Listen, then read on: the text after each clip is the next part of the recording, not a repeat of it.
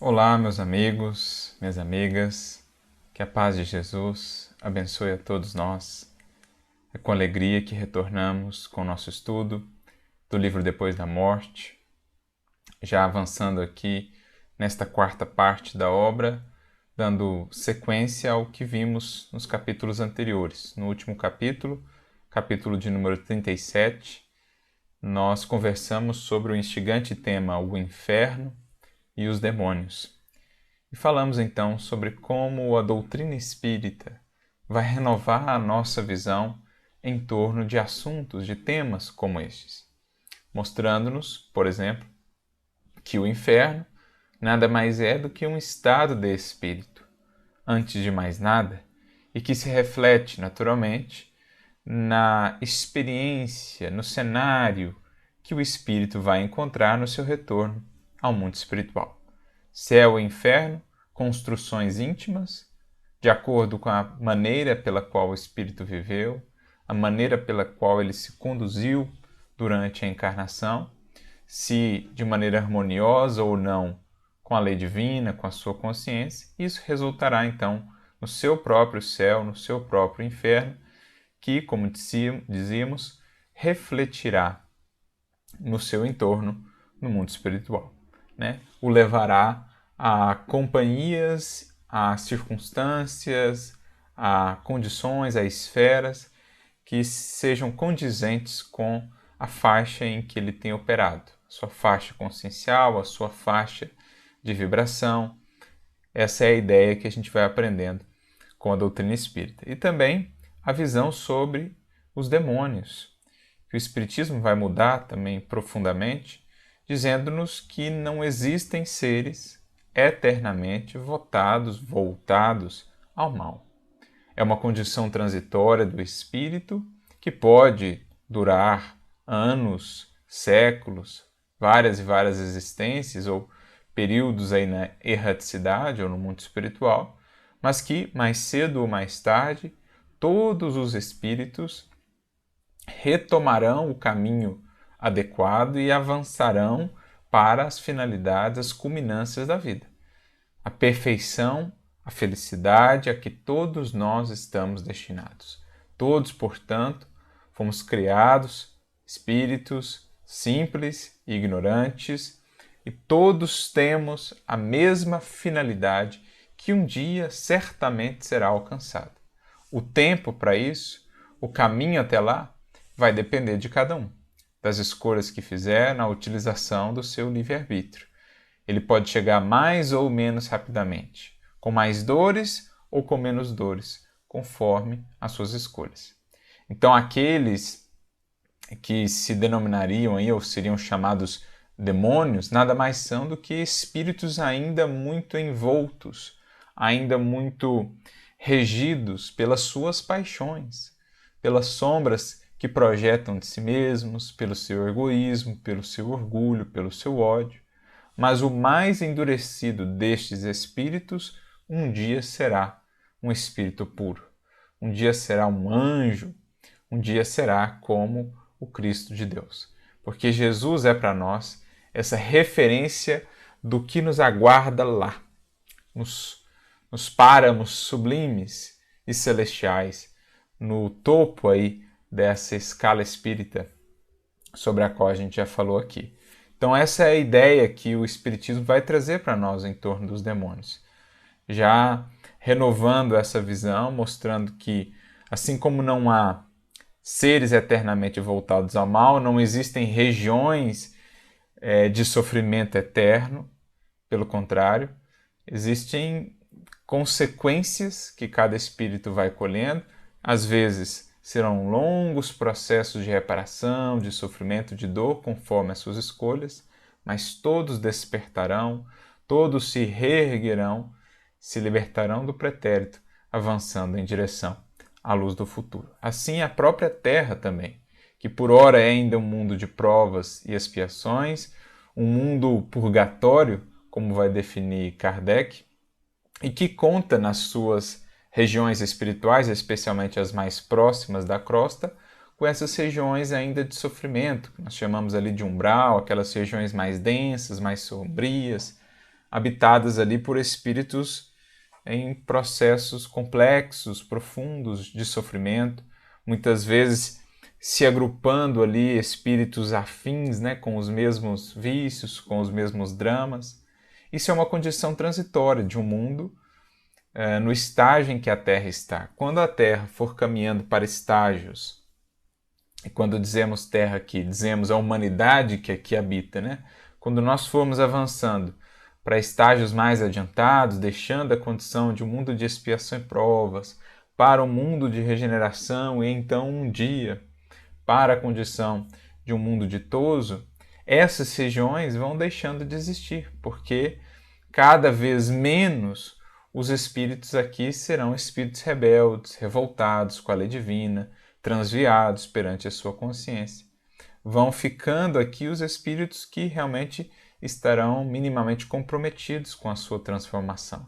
Aqueles outros que ainda estão muito renitentes no mal, criando muitos embaraços para o progresso da humanidade e dos seus irmãos, serão realocados para outros orbes, onde lá, ao mesmo tempo, expiarão, mas também auxiliarão as populações originais desses orbes no seu progresso, como se deu aqui no planeta Terra, quando da vinda dos exilados lá do sistema de Capela, que trouxeram um grande e importante impulso em termos de progresso para a Terra, para a humanidade terrestre, mas também viviam aquele drama íntimo, aquela angústia do paraíso perdido, né? O mundo lá de origem, ou pelo menos aquele mundo em que viviam e do qual guardavam aí no subconsciente, lá no inconsciente, guardavam essa saudade, né, que ficou traduzida aí naquele símbolo do paraíso perdido. Então assim se dá a evolução. Nessas trocas também os mundos são solidários entre si, são muitas as moradas, as classes de aula, né, as escolas, os palcos de aprendizado no universo infinito, e Deus e os espíritos superiores, os Cristos, os espíritos puros, vão coordenando esse processo também de emigrações, de imigrações, que visam sempre o melhor para todos os espíritos. Estes que são exilados o são por amor mesmo, num processo educativo, porque estariam se comprometendo mais ainda neste planeta, criando maiores débitos para si diante da lei divina, e indo para lá, colhendo as consequências de suas escolhas, acabam também tendo a ocasião de algo fazer no bem, amparando os que lá estão com o seu conhecimento, com a sua inteligência, com a técnica que já possuem, e é uma maneira também de se redimirem, de se reajustarem, vão poder ter lá o meio mais adequado ao seu processo de aprendizado, enquanto que os que aqui ficam vão poder ter agora também um meio mais condizente ao seu processo de aprendizado. Acontece, inclusive, que muitos que para lá vão, para esses outros orbes, depois retornam, redimidos, soerguidos, para poderem voltar aí ao seu planeta ou junto dos corações queridos, né, e seguir a evolução. Então, assim a gente vai entendendo a beleza do quadro, né, da criação, do processo evolutivo que o Espiritismo vai nos abrindo. E hoje, então, dando continuidade, a gente vai falar, nesse capítulo 38, né, Leon Denis vai nos propor a reflexão em torno, e esse é o título, da ação do homem sobre os espíritos infelizes.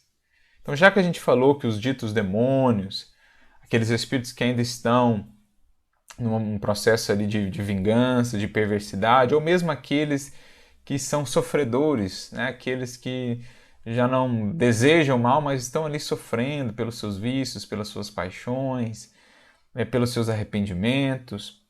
Então, esses espíritos todos, lembrando, têm a mesma destinação. E nós, os que aqui estamos encarnados, bem como os espíritos mais elevados no mundo espiritual, somos convidados a ampará-los, né? Os espíritos mais elevados no mundo espiritual são os que mobilizam recursos de outros espíritos e mesmo de nós, os encarnados, para poderem amparar esses tutelados ainda muito necessitados, sejam sofredores ou sejam aqueles ainda mais necessitados, os que ainda estão numa postura de agressividade, de vingança, de ódio, de revolta, de perversidade. Os espíritos que habitam em esferas mais adiantadas vão mobilizar outros espíritos de esferas não tão adiantadas também, para que nessa composição possam ir amparando aqueles que estão ainda muito presos, né, às sombras, à materialidade, às suas paixões. Como a gente vê lá no livro Ação e Reação, a alegria dos céus é a de esvaziar os infernos.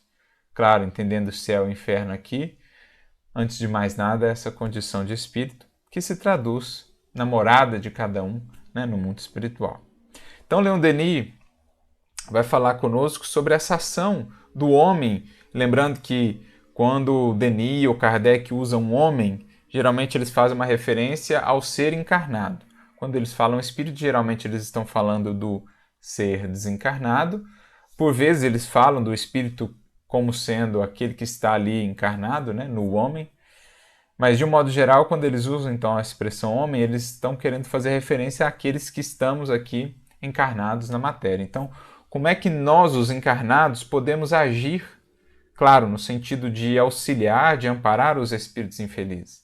Se já entendemos que todos têm essa mesma destinação, que todos deixarão a sua condição de vício, de paixões, de perversidade para retomarem um dia o caminho para a luz e para o bem, a gente pode auxiliar nesse processo? A gente pode acelerar esse processo? Como é que a gente pode atuar para poder ampará-los, né?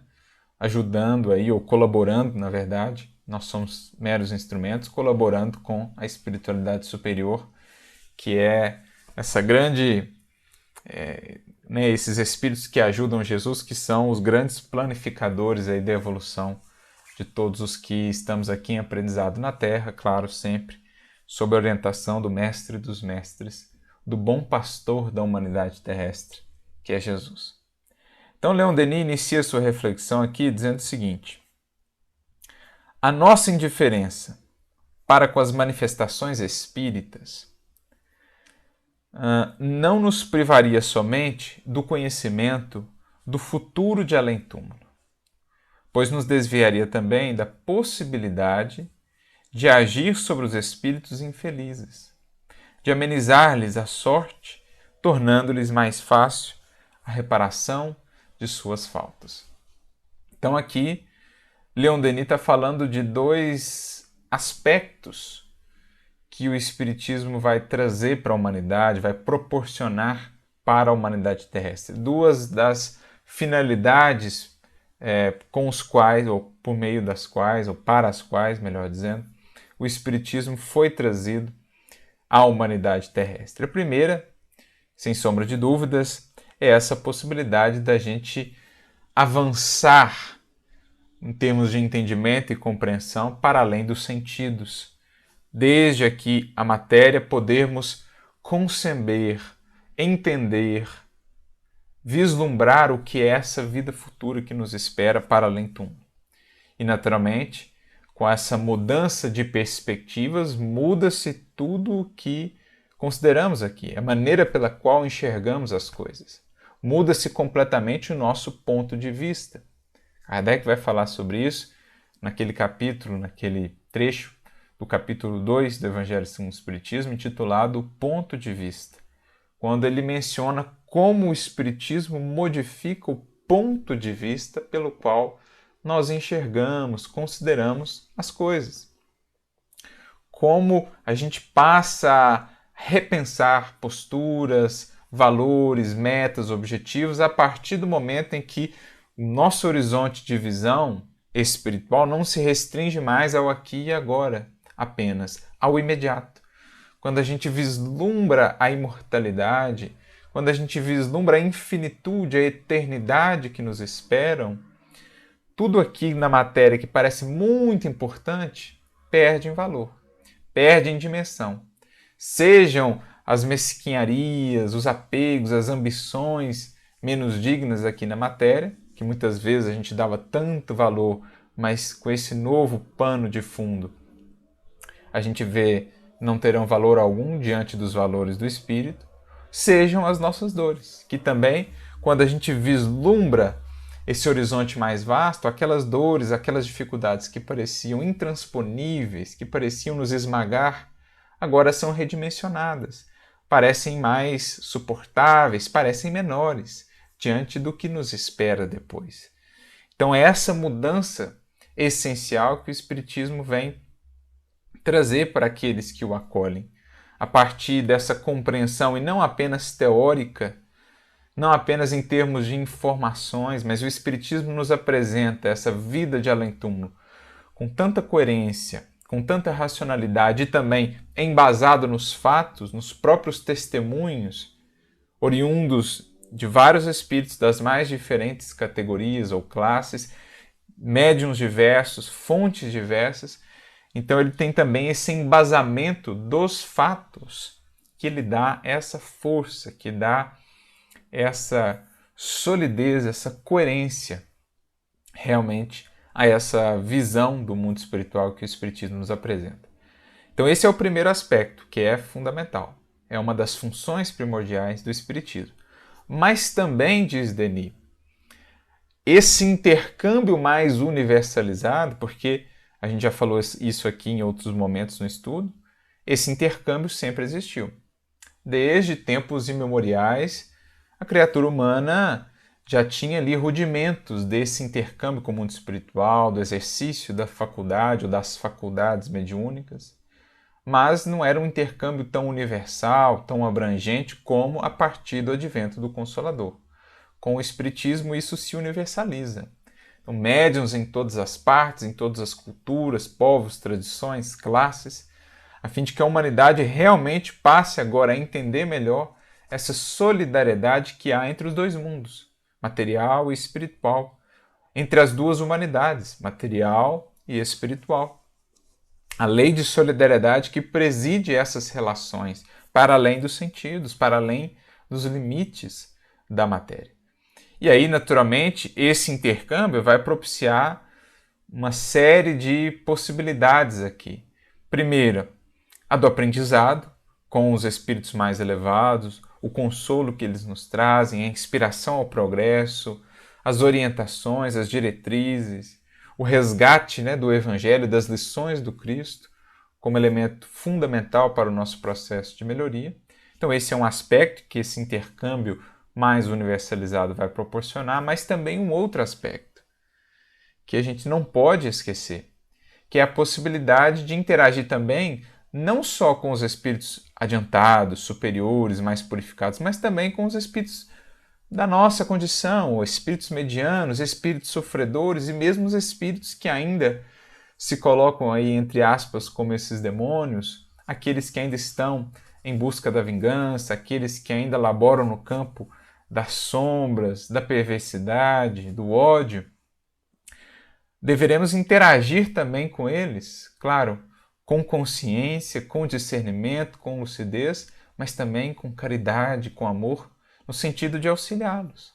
Auxiliar os sofredores para que possam se reerguer, recomeçar, sentirem novamente o estímulo para a caminhada e para a sua melhoria, e também amparar aqueles que ainda estão revoltados, aqueles que ainda buscam o mal, envolvê-los na caridade, na conversa fraterna, na paciência, na serenidade, nos testemunhos e exemplos que possamos ofertar, para que aos poucos o seu coração se abrande, para que aos poucos possam despertar, possam entender melhor a sua condição, possam entender a nulidade, entender o quanto não vale a pena manter-se nessa postura de ódio, de revolta contra Deus, contra suas leis. O quanto isso é infrutífero, o quanto isso é inútil, somente aumenta o seu sofrer, somente lhes traz ainda mais dores, desilusões, aflições. Então, Denis faz questão aqui de destacar esse aspecto no que diz respeito à nossa vivência espírita. Não só de aprender com os espíritos mais elevados, de entender melhor essa vida de além-túmulo, mas também de servir, de sermos úteis, de nos colocarmos aí a serviço, movidos por essa lei de solidariedade, inspirados pela espiritualidade superior, para amparar esses espíritos que muitas vezes estarão mais próximos de nós em termos de sintonia do que dos espíritos mais adiantados. Por isso nós teremos às vezes, mais facilidade de interação, de comunicação com eles, até pela proximidade dos fluidos. São espíritos muito materializados, ainda muito aferrados à experiência material, as percepções lá no mundo espiritual estão ainda muito limitadas. Então, os espíritos superiores terão mais dificuldade de acessá-los. Contam conosco, ou se utilizam do nosso auxílio, portanto, para poderem chegar até eles com mais facilidade. Claro que alguém poderia pensar, antes disso, então não era possível auxiliá-los? Claro que não.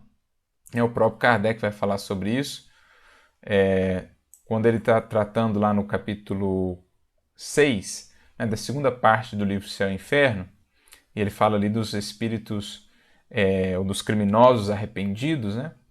No exemplo de número 4, o espírito de Castelnaudari, não sei como pronuncia aqui em francês, né? Mas enfim, lá no finalzinho, no comentário de Kardec, ele diz assim: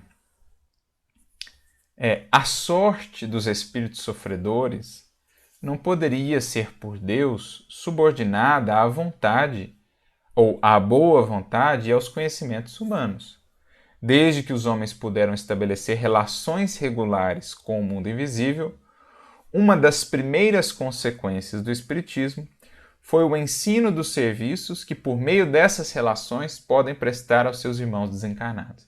Então, olha o que Kardec está dizendo, o mesmo que a gente acabou de comentar aqui, que uma das primeiras consequências do Espiritismo, uma das suas funções aí primordiais, foi justamente ensinar a nós aqui encarnados os serviços que a gente pode prestar aos desencarnados, especialmente aqui no que diz respeito aos espíritos sofredores.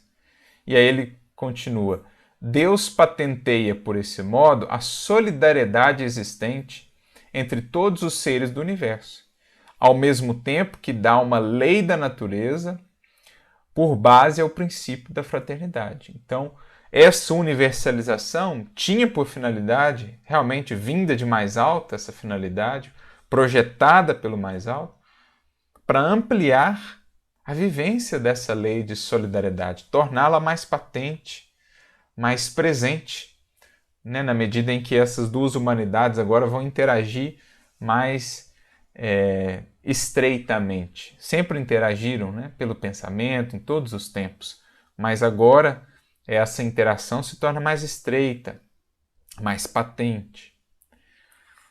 Mais adiante, Kardec prossegue: aos sofredores jamais faltaram socorros, em qualquer época. Porque alguém poderia pensar, mas antes então do Espiritismo, esses espíritos não eram auxiliados? Eram, os espíritos têm outros meios de fazê-lo.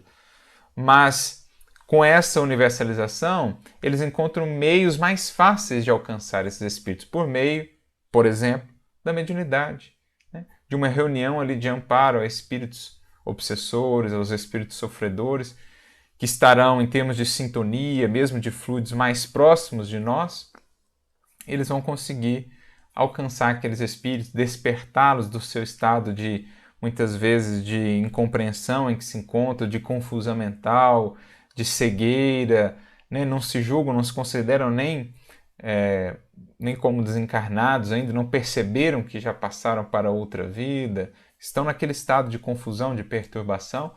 Então, quando eles se vinculam ali a um médium, né, encarnado, alguém que se aproxima mais da sua faixa em termos de fluidos mesmo e de vibração, porque são espíritos ainda muito materializados, torna-se mais fácil esse diálogo com eles, esse esclarecimento, né, chegar até eles para abrir ali outros horizontes no seu pensamento e no seu sentimento. Então, por isso que Kardec diz: aos sofredores jamais faltaram socorros em qualquer época. E se as evocações lhes proporcionam uma nova via de salvação, então Kardec aqui ele trata especificamente de evocações, né? Mas a gente pode trazer aqui, de um modo geral, para as comunicações, não só as evocações propriamente, mas as comunicações com o mundo espiritual. Então, se essas comunicações proporcionam uma nova via de salvação, aproveitam ainda mais, talvez, aos encarnados, por lhes proporcionar novos meios de fazer o benefício, instruindo-se ao mesmo tempo sobre as condições da vida futura. Então tem um duplo benefício esse processo. Para os encarnados, é a possibilidade de servir, é a possibilidade de aprender, né, com os erros daquele outro, com as angústias daquele outro, portanto, repensar a sua vida, os caminhos que tem tomado. Então, ele tem esse benefício de aprender e de servir, e para o desencarnado sofredor tem o benefício de encontrar alívio, de encontrar ali um novo amigo, né, corações amigos que poderão lhe auxiliar a sair do estado que está e retomar a sua jornada evolutiva. Então, Kardec menciona isso também, como Denis propôs aqui para nós, né? Então, só voltando ao texto de Denis, ele prossegue: os espíritos atrasados, tendo mais afinidade com os homens do que com os espíritos puros, em virtude da sua constituição fluídica ainda grosseira, são, por isso mesmo, mais acessíveis à nossa influência. Então a gente tem muitas obras que vão desdobrar como funciona esse processo mediúnico, e aí as consequências disso, né, para um espírito que está ali em estado de perturbação, um espírito sofredor ou um espírito obsessor, o que se opera com ele quando numa reunião mediúnica, quando em contato ali com um dialogador por meio de um médium, como isso propicia que chegue até ele novas informações, né? Como ele amplia ali as percepções que estavam muito limitadas lá no mundo espiritual, justamente pela sua materialidade, pelas sombras em que estava envolto, enfim. Uma série de possibilidades realmente se abre. Então, como foi frisado aqui, não que antes não existisse possibilidade de auxílio, mas agora, com essa universalização, uma nova via, um novo caminho se abre com um duplo benefício, tanto para encarnados quanto para os desencarnados, né? Sejam desencarnados os espíritos sofredores, sejam os espíritos superiores que vão encontrar ali também mais possibilidades de amparar os espíritos necessitados. Entrando em comunicação com eles, podemos preencher uma generosa missão, instruí-los, moralizá-los e, ao mesmo tempo, melhorarmos, sanearmos o meio fluídico em que todos vivemos. Então, ao fazermos isso, por exemplo, numa reunião de desobsessão, a gente está amparando aqueles espíritos que estão ali movidos pela vingança, pela revolta e tal, estamos amparando a eles, estamos amparando a nós mesmos, porque estamos aprendendo, né? Somos impelidos aí a vivenciar na prática o que temos aprendido com a doutrina espírita, até para que tenhamos uma certa autoridade para poder conversar com eles, indicar o bem como caminho para eles, a gente vai ter que estar se esforçando para seguir no caminho do bem também. Então isso tem um benefício para nós também, para eles, para aqueles que eles estavam influenciando, né, para os obsidiados, para o lar, por exemplo, em que eles estavam ali frequentando e gerando todo um comprometimento fluídico daquele ambiente, daquele lar. Então a gente vai saneando também o meio fluídico em que todos nós vivemos, a sociedade, os lares, né, os ambientes em que a gente convive e, naturalmente, saneando o mais importante de tudo, o nosso coração. O coração chamando outros corações a se sanearem também, a buscarem o equilíbrio com o médico das almas, que é Jesus, com a terapêutica sublime do Evangelho. Então essa é a proposta. E Kardec, mais de uma vez, né, assim como os espíritos, na codificação, na revista espírita, vão frisar esse papel também de nós outros espíritas, não só de buscarmos os espíritos mais adiantados, com quem precisamos aprender, mas também de nos voltarmos aos espíritos necessitados, para aprendermos com eles e para podermos amparar-lhes dentro das nossas possibilidades. Então, lá no capítulo 25 do Livro dos Médiuns, no item 281, Kardec vai dizer assim, ele está falando nesse capítulo das evocações, né? Mas vamos expandir aqui para as comunicações de um modo geral, não só aquelas provocadas, né, as chamadas evocações, mas aquelas que surgem espontâneas ali num grupo mediúnico. E aí Kardec diz assim, nesse item 281, né? Primeiro ele fala dos espíritos superiores, né, o contato com os espíritos superiores, a importância disso e tudo mais. Mas aí ele fala também desse contato com os espíritos que ele chama vulgares, esses espíritos que estão mais na nossa faixa, né?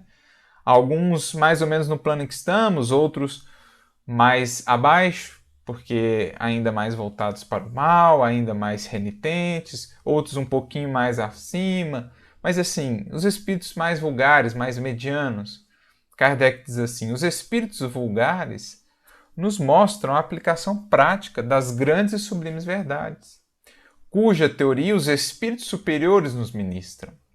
Então é como que um complemento, né? Os espíritos superiores nos dão a orientação, nos dão as instruções, nos trouxeram a codificação, as várias obras que estudamos, mas aí surge a possibilidade da gente colocar isso em prática no serviço aos semelhantes, sejam eles encarnados, sejam desencarnados. Aliás, prossegue Kardec, no estudo de uma ciência, nada é inútil. Newton achou a lei das forças do universo no mais simples dos fenômenos. Porque alguém poderia pensar, mas o que a gente vai aprender das comunicações desses espíritos? O que a gente vai poder tirar dali? Várias coisas. Primeiro, a gente aprende com seus erros, para não fazermos igual. A gente vê as suas angústias, os seus arrependimentos, as suas aflições, ou o seu estado de revolta, de ódio, vê o quão pernicioso é aquilo, e a gente repensa o nosso caminho, o nosso proceder, para não incorrermos naqueles mesmos caminhos. Além disso, a gente aprende muito com as suas falas, com as suas emoções, com as suas vidas, né? A gente vê a atuação divina, a gente vê a misericórdia divina operando, a gente vê a má utilização do livre-arbítrio, a gente vai aprendendo na prática o que vimos lá na teoria.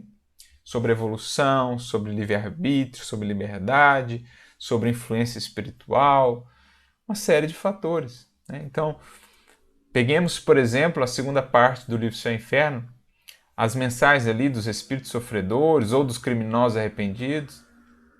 Esses dias mesmo nós estávamos estudando aqui no grupo do NEP, utilizando, né, como um texto ali para estudo, um estudo que fazíamos do Evangelho, as comunicações de um espírito que está lá naquela parte de espíritos sofredores do livro Céu e Inferno, chamado Clare. E é fascinante assim ver o quanto esse espírito muda ao longo do tempo, na medida em que ele vai sendo auxiliado ali num grupo espírita. Ele começa meio revoltado ali, muito fechado, né, no seu sofrimento, porque havia sido muito egoísta, não havia sido, enquanto encarnada, né, a Clare não havia sido perversa, não havia cometido nenhum crime assim segundo a justiça dos homens, mas havia sido egoísta, havia sido indiferente. E chega no mundo espiritual e se vê ali sozinha, insulada, num profundo sofrimento, né, aquela sensação de eternidade, de algo que não passava, que duraria para sempre, aquele incômodo. E aí ela vai sendo auxiliada, vai comparecendo às reuniões, vão conversando com ela, vão orando por ela, e aí você vai vendo a mudança desse espírito e como os seus raciocínios vão demonstrando cada vez mais lucidez, cada vez mais clareza. É fascinante acompanhar. A gente aprende muito. Então, quem quer que já tenha participado de uma reunião mediúnica sabe do que a gente está falando, né? Então, é mais ou menos isso que Kardec está falando. Não menosprezemos, porque é um espírito imperfeito, um espírito inferior, não temos nada a aprender ali. Pelo contrário. Para compor essa visão de além-túmulo, Kardec acolheu, aprendeu, meditou tanto sobre as mensagens dos espíritos superiores, como também refletiu muito sobre os espíritos enganadores, as comunicações dos espíritos sofredores, mesmo daqueles que queriam criar obstáculos à doutrina espírita. Ele pôde aprender muito com esses espíritos também. Por isso, seguindo aqui ainda, Kardec diz: a evocação dos espíritos vulgares, né, vamos pensar que a comunicação, de modo geral, com os espíritos vulgares tem, além disso, a vantagem de nos pôr em contato com espíritos sofredores, que podemos aliviar e cujo adiantamento podemos facilitar por meio de bons conselhos. Todos, pois, nos podemos tornar úteis ao mesmo tempo que nos instruímos. Então, aquele duplo benefício sobre o qual a gente já comentou aqui. Ao mesmo tempo que nos tornamos úteis, aliviando o sofrimento, né, esclarecendo outras consciências, estamos nos instruindo também. Há egoísmo naquele que somente a sua própria satisfação procura nas manifestações dos espíritos. e dá prova de orgulho aquele que deixa de estender a mão em socorro dos infelizes. Eu só quero conversar com os espíritos superiores, só quero o médium, né, que só quer dar passividade ali a espíritos superiores, porque é aquela sensação agradável, né? Você sai da comunicação naquele estado de paz, de harmonia. Não quero o espírito sofredor, porque a gente envolve com aquelas emoções, aquela coisa pesada, aquela coisa difícil, muitas vezes desafiadora. Não quero isso. Não entendemos nada da mediunidade. O médium é convidado a servir. É uma benção quando temos a ocasião de sermos instrumentos de espíritos mais adiantados que nos trazem uma orientação. Mas temos de enxergar também com uma bênção do mesmo valor, ou até mais necessária ali para nós em determinados momentos, a possibilidade de sermos instrumentos dos espíritos sofredores, de partilharmos um pouquinho dos seus conflitos ali, das suas angústias, quando estão nos utilizando. Como médiums, a gente sabe como é, sentimos as suas dores, partilhamos com eles das suas angústias, das vibrações ali densas, difíceis, mas estamos servindo. E isso será depois paz de espírito, consciência tranquila, aprendizado, mudança de rumos. Então, há muito egoísmo naquele que só quer usufruir em termos de satisfação imediata no campo da mediunidade ou do intercâmbio mediúnico. Não, só quero aqueles espíritos que vão me dar as respostas que eu estou buscando. Não quero saber de dor de outros espíritos, de aflição de outros, isso é com eles. Não existe isso, né? De que lhe serve obter belas comunicações de espíritos de escola, se isso não o faz melhor para consigo mesmo, nem mais caridoso e benévolo para com seus irmãos deste mundo e do outro? Que seria dos pobres doentes se os médicos se recusassem a lhes tocar as chagas? Então, de que adianta a gente receber um monte de mensagem de espírito superior e não estar disposto a amparar um sofredor que bate ali, que quer se utilizar da nossa instrumentalidade mediúnica para extravasar suas dores, poder desabafar, enfim, receber algum auxílio, alguma orientação? Não teria sentido, seria, né, conhecimento acumulado em vão, se a gente não está aproveitando a ocasião de servir, especialmente àqueles que mais necessitam. Por isso, voltando aqui a Denis, os espíritos sofredores ouvem o nosso apelo e as nossas evocações. Os nossos pensamentos simpáticos, envolvendo-os como uma corrente elétrica e atraindo-os a nós, permitem que conversemos com eles por meio dos médiuns. Então, quando a gente pensa num espírito sofredor, né, aquele que desencarnou numa condição difícil, aquele que na Terra, no mundo, foi um espírito que muito se equivocou, foi um criminoso, a gente vai criando essas vinculações mentais e as nossas vibrações simpáticas, as nossas orações vão alcançando esse coração. Se a gente elabora um trabalho mediúnico, ele pode ser levado ali por esse vínculo a participar das reuniões, começar a se instruir ali, a aprender. Né? Tem um livro, alguns livros do Chico, né? Instruções Psicofônicas, Vozes do Grande Além, que são livros muito, muito bonitos assim, para ilustrar essa dinâmica de uma reunião mediúnica. Assim, comparecem ali alguns espíritos sofredores que trazem os seus relatos em ambas as obras, né? E é muito bonito ver os seus relatos. Eles falam como foram levados para a reunião, como começaram a ouvir ali preleções, né? Estudar, aprender, renovar-se, depois de terem estado em estados lamentáveis no mundo espiritual. Então, nas obras de André Luiz também a gente vai ver muito disso, né? Mais adiante, ainda nesse parágrafo, ele diz assim: as nossas evocações despertam a atenção dos espíritos e facultam-lhe o desapego corpóreo. Então a gente ajuda eles a irem se desvinculando, né, do corpo. Muitos deles ainda estarão meio presos à materialidade, ao corpo ali, e vão ajudando os nossos pensamentos, vão ajudando a eles mudarem a sua faixa de pensamentos, a deixarem um pouco aquele estado de perturbação, né? As nossas preces ardentes são como um jato luminoso que os esclarece e vivifica. Então isso aqui é muito importante. Em vários momentos da codificação, Kardec e os espíritos vão falar do valor das preces para os espíritos sofredores. E os próprios espíritos sofredores vão vir trazer os seus relatos falando o quanto aquilo lhes foi útil, o quanto aquilo lhes aliviou, lhes amparou. Vem então expressar a sua gratidão de maneira comovedora, né? Porque a prece é a irradiação do espírito, alcança onde ele estiver e chega realmente como um jato de luz para aquele que está ali, às vezes, na noite densa, chega como um orvalho divino para aquele que está ali envolto no fogo das paixões. Então, é um alívio que não podemos mensurar. É-lhes agradável perceber que não estão abandonados a si próprios na imensidade, que há ainda na terra seres que se interessam pela sua sorte e desejam a sua felicidade. Então a gente lembra aqui daquele momento marcante, né, do André Luiz, quando ele percebe aquela senhorinha que orava por ele lá do mundo material, lá da matéria, aquela que ele um dia ajudou, meio que ali, meio de mau humor ainda, mas ela guardava no seu coração uma profunda gratidão por ele e orava por ele frequentemente.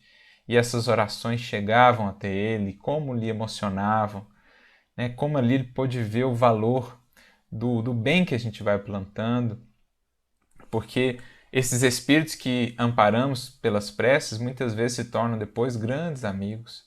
Eu tenho aquele conhecido caso do Divaldo, que fala de um espírito suicida pelo qual ele orou por muito tempo e que depois foi um espírito que o ajudou num momento muito difícil, né? Inclusive, no momento em que ele pensava, estava próximo ali, né, de fazer um ato equivocado, um ato impensado, esse espírito vem em seu amparo, né? Enfim, se tornou um amigo. Então, muitos desses espíritos pelos quais a gente vai orando vão se tornando depois grandes companheiros, grandes amigos que nos amparam de lá, que encontraremos depois em futuras existências. Mesmo obsessores, né, adversários, geralmente são antigos amigos do pretérito, cujas posturas, digamos assim, não mais se coadunavam com determinadas escolhas nossas, e aí houve um afastamento temporário, houve alguma coisa ali que abalou essa amizade, essa proximidade e tornou aquilo um ódio, né, um ressentimento, mas depois a proposta é que isso volte a ser uma amizade. Então, muitos daqueles que eram espíritos obsessores serão amanhã novamente amigos, né, companheiros, agora num plano de maior consciência, de maior amorosidade, porque antes éramos companheiros nos equívocos, nos tropeços, né? Um despertou, estava querendo modificar, o outro não entendeu, ou ficou ali carregando ainda algumas mágoas de algumas posturas, de algumas atitudes do pretérito, mas a ideia é que depois esse antigo companheirismo se transfunda e se torne no futuro realmente uma amizade, né? Um companheirismo espiritual lúcido, consciente, amoroso. Então, os nossos obsessores, que muitas vezes, por hora, laboram contra a nossa paz e a nossa felicidade, se nos mantivermos fiéis ao nosso processo de melhoria, de vivência do Evangelho, seguimos orando por eles, vibrando por eles, aos poucos o coração se abranda e depois teremos ali amigos, companheiros de trabalho. Me lembro aqui de um caso muito marcante que está no livro Eurípides, o Homem e a Missão, né? Biografia de Eurípides Barçanufo, o caso do espírito chamado Donatista, que por 3 anos frequentou a reunião mediúnica que Eurípides coordenava, e Eurípides sempre conversando com ele com muito tato, com muita paciência, com muita caridade, e ele muito ferrenho, muito endurecido, muito revoltado. Mas chegou um tempo, né, um momento ali depois desses 3 anos que ele não mais resistiu àquele amor. Não mais pôde, as suas barreiras, as suas muralhas internas ruíram. E ele então se curva, se coloca ali em lágrimas e diz: olha, você me venceu. E se torna depois um grande amigo de Eurípides Barçanufo, né, do mundo espiritual. Queria ajudá-lo de todo modo, inclusive quando Eurípides foi acusado injustamente, né, do exercício ilegal da medicina, moveu-se ali um processo contra ele. Ele apareceu para Eurípides dizendo, não, pode deixar que eu vou dar um jeito nesse pessoal. E Eurípides falou, não, meu filho, pode ficar tranquilo, não vamos usar, né, desses mecanismos, desses artifícios que nós usávamos no pretérito. Não, vamos seguir os caminhos do bem, do amor e tal. Mas ele se tornou ali um amigo, né, devotado, fiel, que queria até voltar a fazer o mal para proteger Eurípides. Mas é um exemplo muito bonito ali, desse carinho de Eurípides que tornou aquele espírito endurecido, converteu num grande amigo. Então, é isso, né? É agradável a esses espíritos, o mundo espiritual, perceber que alguém se lembra deles. Isso é de uma esperança, de um alento para quem está ali se sentindo isolado, se sentindo sofredor, não conseguindo sair daquela recapitulação, daquele loop de ideias, né, com relação aos seus equívocos, às suas paixões. Ele sentir que alguém pensa nele, que alguém se preocupa com ele, que alguém ora por ele, sentir aquelas vibrações, aquela luz, é algo indescritível em palavras humanas aqui para apresentar o que é isso para os espíritos que estão lá em condição difícil.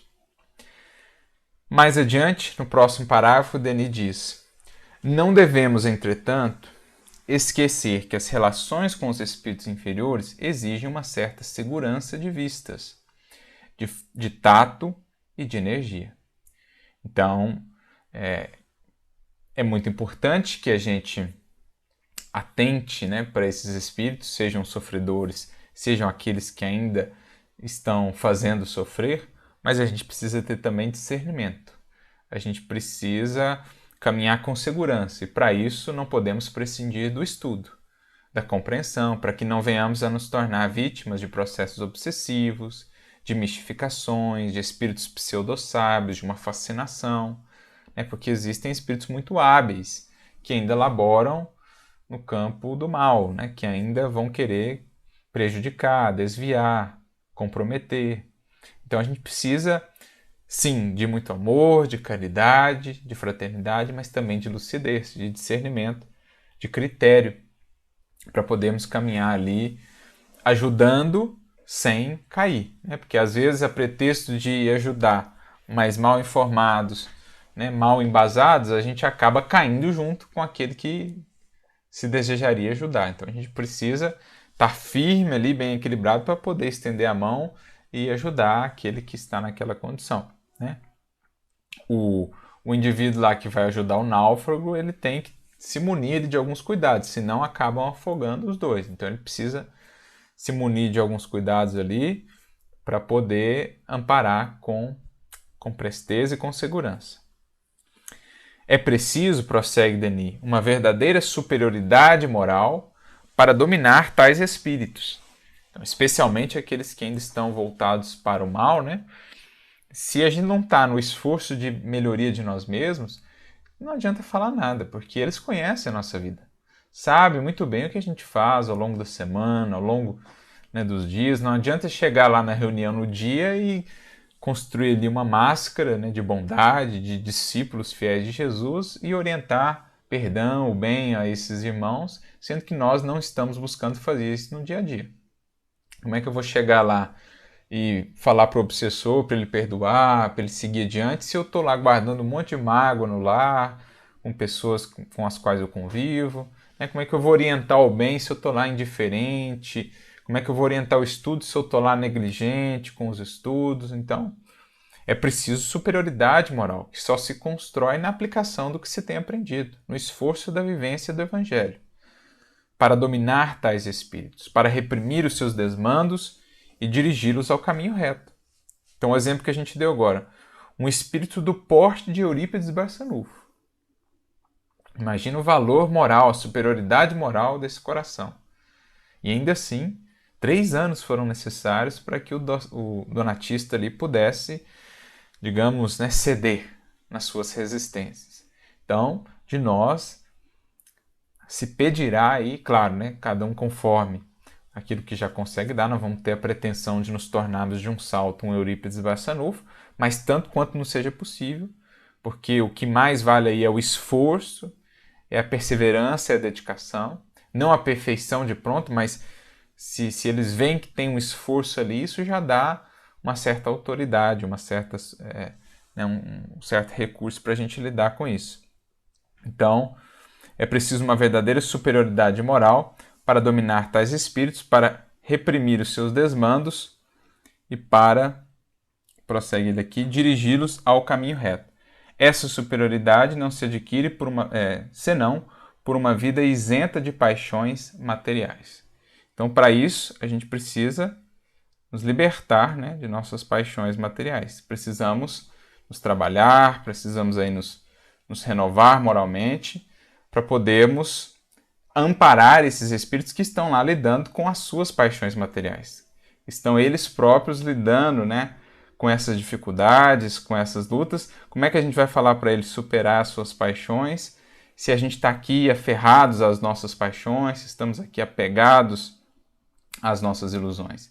Então, esse é um compromisso que todos que participamos desse intercâmbio mediúnico precisamos ter. Sejamos nós médiums, sejamos nós dialogadores, sejamos apenas aqueles que atuam ali como médiuns de sustentação, né, na vibração durante a reunião, mas todos que ali estamos precisamos desse comprometimento, desse compromisso firmado entre todos nós para a harmonia mesmo da própria reunião, mas esse compromisso de aplicarmos o que temos aprendido, né, para que sejamos então, de algum modo, instrumentos de renovação para aqueles corações. As nossas próprias vibrações não os tocariam se não contassem ali com um mínimo de aplicação, de vivência, de coerência. Porque eu posso falar coisas muito belas, mas a vibração diz muito. E os espíritos do mundo espiritual não só captam essa vibração, mas também nos acompanham, né, na vida, no dia a dia, e sabem muito bem o que temos feito e o que não temos feito. Então, para não sermos pegos ali, né, nessa posição de hipocrisia e tudo mais, é preciso que exista de nós, da parte de nós, esse compromisso. Claro, não somos nem seremos perfeitos, né, num piscar de olhos, mas se existir esforço, se existir sinceridade, busca sincera, isso já é uma chave ali para ajudar a abrir esses corações com os quais estaremos em contato. E aí prossegue Denis, né? Mais adiante, nesse parágrafo ainda. Além disso, é necessário um conhecimento prático do mundo invisível para podermos nos guiar com segurança no meio das contradições e dos erros que pululam nas comunicações dos espíritos levianos. Então a gente precisa de estar bem informados. Daí a importância fundamental, por exemplo, de um livro como o Livro dos Médiuns. Creio que nenhum de nós espíritas deveria se lançar a essa experiência de intercâmbio espiritual sem ter lido, estudado já o Livro dos Médiuns e depois, claro, compondo esse estudo com outras tantas obras que vieram depois, né?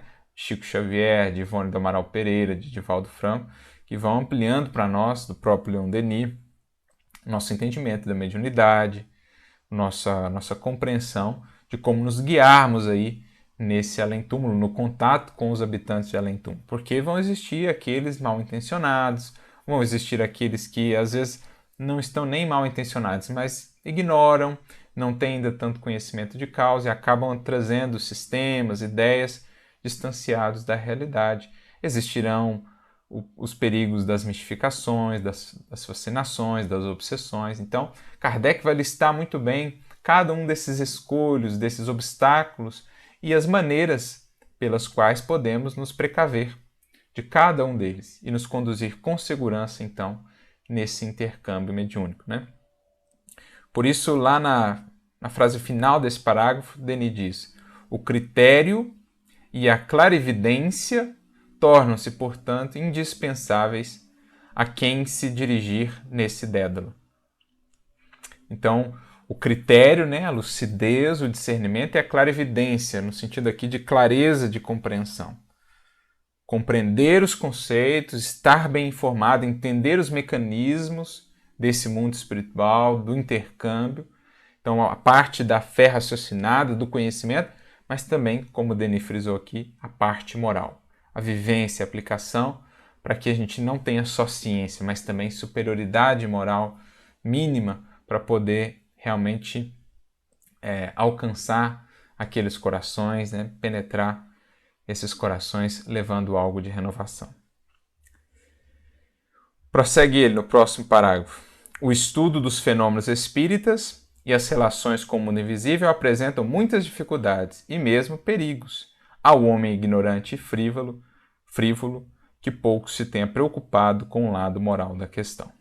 Então é isso. Se eu me proponho a isso, sem uma vivência moralizada, ou buscando, né, cada dia aplicar, transformar aquilo que preciso transformar e progredir moralmente.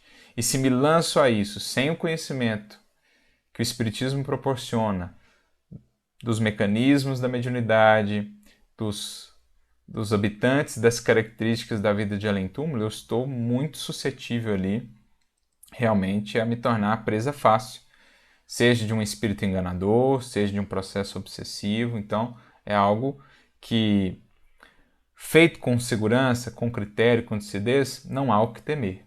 Mas se a gente vai com leviandade, só com espírito de curiosidade, com negligência, com imprudência, aí sim, são grandes os riscos e os prejuízos podem ser significativos, né?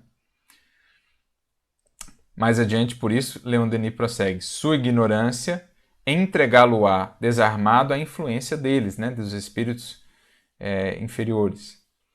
Pois a sua vontade vacilante, indecisa, não poderá resistir às sugestões de que se fez alvo.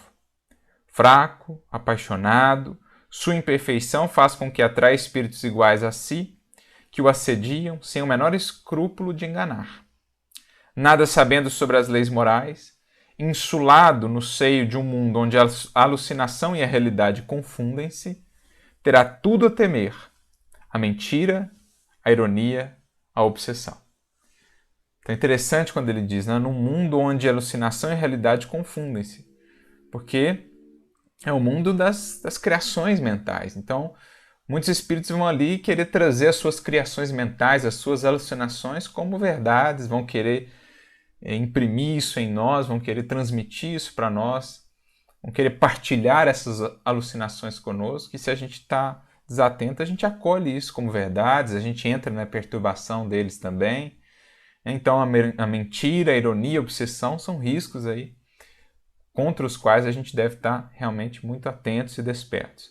Para isso, é preciso recorrer à segurança do conhecimento espírita, mas especialmente também à segurança da vivência moralizada à luz do Evangelho do Cristo, que nos dá então a luz necessária para percorrer esses caminhos, esses labirintos, esses dédalos, com a clareza de para onde estamos indo, como proceder, o melhor a se fazer e como nos proteger. Depois, já avançando, né, Leon Denis diz então, ou ele comenta o próprio amadurecimento, a própria evolução dos fenômenos, né, dessa interação com o mundo espiritual, a princípio, começando com aqueles fenômenos mais materiais, produzidos por espíritos inferiores, claro, sob também a orientação, a inspiração de espíritos mais adiantados, que se utilizaram desses espíritos mais inferiores para iniciar o processo, né, com as mesas girantes, as batidas e tudo mais. Esses fenômenos de efeitos físicos geralmente mais realizados por espíritos inferiores, mas depois os próprios processos de comunicação foram se modificando, foi se encaminhando mais para o aspecto filosófico, né, para as comunicações inteligentes, a psicografia, né, a psicofonia. Então, o próprio Leon Denis vai dizer assim já no último parágrafo, né, depois dos fatos materiais que se dirigiam aos sentidos, os espíritos têm falado à inteligência, aos sentimentos e à razão. Então, primeiro começou-se por aquilo que tocava mais os sentidos, por aquilo que despertava, né? E muitos espíritos, não necessariamente maus, mas muitos ali levianos, ou espíritos ainda muito materializados, acabaram contribuindo nesses primeiros fenômenos, mas depois os espíritos mais adiantados puderam se utilizar aí de meios mais favoráveis, como a psicografia, por exemplo, para trazer também as suas instruções e falar mais diretamente, então, à inteligência, aos sentimentos e à razão. Esse aperfeiçoamento gradual dos meios de comunicação mostra-nos os grandes recursos de que dispõem os poderes invisíveis, as combinações profundas e variadas que sabem pôr em jogo para estimular o homem no caminho do progresso e no conhecimento dos seus destinos. Então, primeiro utilizaram-se daquilo que nos tocava mais os sentidos, chamaram a nossa atenção para que depois então pudessem transmitir-nos a luz do mais alto, fazer brilhar sobre as sombras humanas a luz dessa nova revelação, a luz do Evangelho redivivo, ampliada agora ao infinito pelas revelações, do mundo espiritual superior. Então, essa solidariedade entre as duas humanidades, sob a condução do grande condutor da humanidade terrestre e dos seus auxiliares, Jesus, e os seus ministros. Nesse sentido, sobre esse aperfeiçoamento gradual dos próprios processos de comunicação, me lembro aqui de uma fala de Kardec na Revista Espírita de agosto de 63. O artigo se chama Jean Reynaud e os precursores do Espiritismo. E lá no item 4, ou melhor, um determinado momento aqui da mensagem, ele vai dizer assim, Kardec: quem diria, quando se ocupavam das mesas girantes, que desse entretenimento sairia toda uma filosofia? Quando esta filosofia apareceu, quem teria dito que em poucos anos ela daria a volta ao mundo e conquistaria milhões de aderentes? Hoje, quem poderia afirmar que ela disse a última palavra? Porque, por certo que não o disse, porquanto, embora as bases fundamentais já estejam estabelecidas, ainda há muitos detalhes a elucidar e que virão a seu tempo. Depois, quanto mais se avança, mais se vê quantos são múltiplos os interesses que dizem respeito a todas as questões de ordem social. Assim, só o futuro pode desenvolver todas as suas consequências, ou melhor dizendo, essas consequências se desenvolverão por si mesmas, pela força das coisas, porque no Espiritismo se encontra o que inutilmente se buscou alhures. Por isto mesmo, seremos levados a reconhecer que só ele pode encher o vazio moral que se faz diariamente em torno do homem, vazio que ameaça a própria sociedade na sua base e que já começa a aterrorizar. Num dado momento, o Espiritismo será a âncora de salvação. Mas não era preciso esperar esse momento para tirar a corda, assim como não se espera a época da colheita para semear. Em sua sabedoria, a providência prepara as coisas devagar. E aí ele vai falando um pouco mais sobre isso, sobre esse processo de aperfeiçoamento, de graduação, de gradação, até mesmo no que diz respeito às comunicações e às informações que nos vão chegando. Mas essas bases vão sendo consolidadas, os convites estendidos e essas possibilidades que o Espiritismo então nos traz, não só de vislumbrar o amanhã, de conhecer melhor o que nos espera, essa vida de além, mas também o convite a servir, a colocarmos a serviço, tanto na aplicação do que temos aprendido em nós mesmos, como também no auxílio aos semelhantes, no caso aqui, aos espíritos infelizes, aos espíritos sofredores. Então, é esse o nosso estudo de hoje, pessoal. Ficamos por aqui, agradecendo mais uma vez a participação, o carinho de todos vocês, os comentários que a gente tem lido, Sempre que possível a gente dá ali um retorno e vamos seguindo juntos nessa jornada de reflexão. Um grande abraço para todos e, se Deus quiser, nos vemos então no próximo capítulo. Um abraço e até lá!